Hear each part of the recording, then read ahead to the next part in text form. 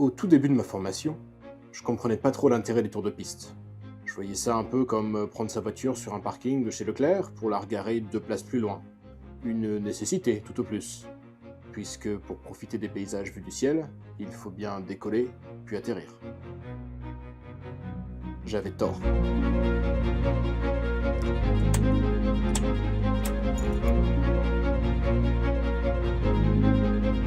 Le tour de piste, c'est comme une danse. Une chorégraphie répétée et connue par tous. Mais si les pas sont toujours les mêmes, la musique, elle change à chaque fois. Le but, c'est d'avoir un circuit standardisé ou bien publié que tous les aéronefs peuvent suivre. On évite ainsi de se marcher sur les pieds ou plutôt de se croiser le bout des ailes. On sait où regarder, quoi dire, où aller et où se trouvent les autres. L'intérêt éducatif est aussi hyper intéressant, parce qu'en une douzaine de minutes, on va devoir configurer l'appareil pour 4 types de vols différents. D'abord du roulage au sol, puis une montée stabilisée, un vol en palier sans monter ni descendre, puis une descente en vol plané. La charge de travail est assez élevée et c'est un excellent entraînement condensé à toutes les phases de vol. Tout commence ici, sur le bout de la piste, aligné. On met plein gaz, l'ULM accélère, se met à vibrer. Presque sans prévenir, à la vitesse requise, il veut quitter le sol, alors on l'accompagne. Un petit palier au ras de la piste permet d'engranger plus de vitesse avant de cabrer et de grimper vraiment.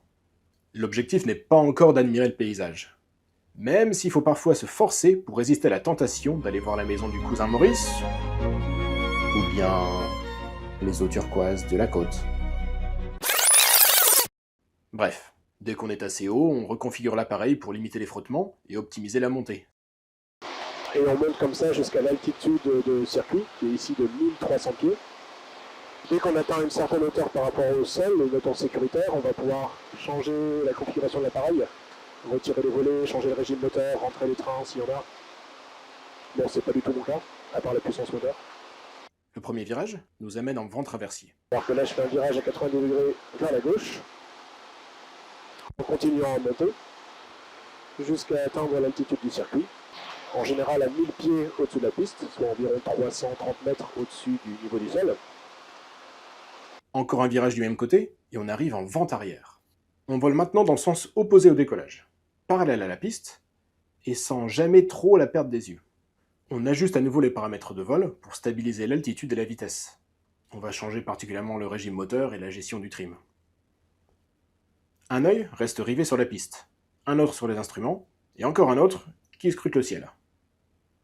Parce qu'en ULM, regarder par la fenêtre, c'est pas une distraction, c'est une nécessité.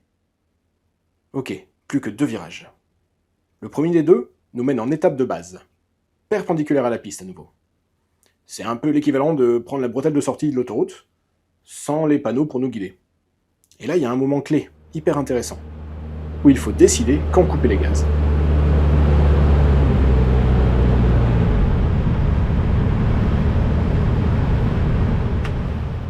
Parce qu'en ULM, on se pose souvent en vol plané.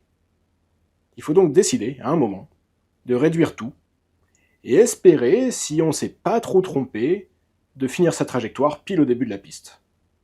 Bref, j'arrive ici maintenant au bout de la branche antérieure, c'est-à-dire que la piste, je l'ai sur mon travers gauche en arrière. Je vais maintenant passer les quelques maisons qui restent pour ne pas les embêter, et puis amorcer un virage gauche à 90 degrés, c'est parti.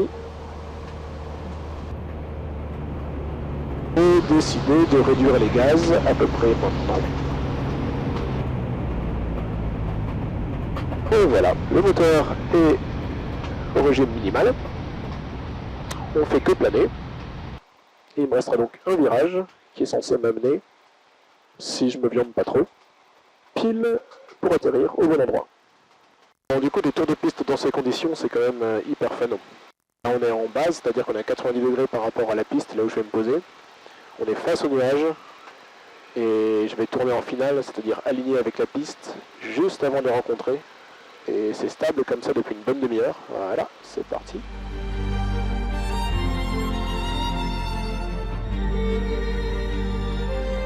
On a l'impression de surfer les nuages. C'est vraiment chouette. On a l'avion, Fox Mike Bravo, en finale 29 pour un toucher.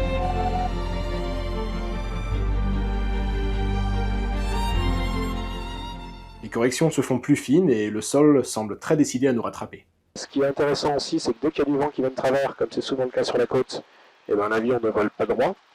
C'est-à-dire que l'endroit où le nez pointe ne correspond pas du tout à l'endroit où nous on se déplace.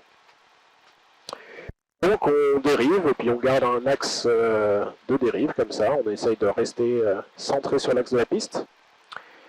Et puis à un certain moment, il faudra décider de réaxer le nez de l'avion pour le faire déraper dans l'air de manière à être stable par rapport au sol. Si tout n'est pas nickel, pas de panique, on fait comme au manège quand on attrape le pompon, on refait un tour. Par contre, si tout se passe bien, à quelques mètres du sol, le pilote va ralentir tout doucement la descente et dissiper la vitesse excessive en cabrant progressivement l'appareil. Les roues viennent alors gentiment toucher le sol, en douceur, ou pas.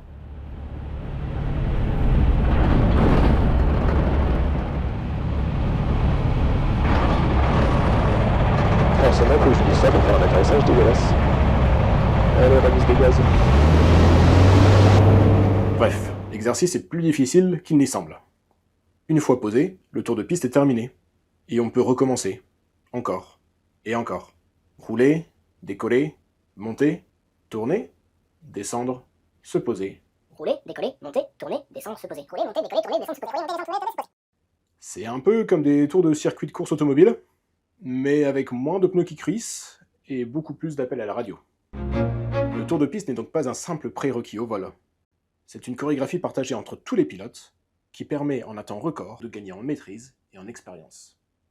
Quand je ne peux pas voler pendant quelques semaines, je reprends systématiquement par quelques tours de piste, 5, 10 ou autant qu'il en faut pour être de nouveau à l'aise et serein pour partir plus loin.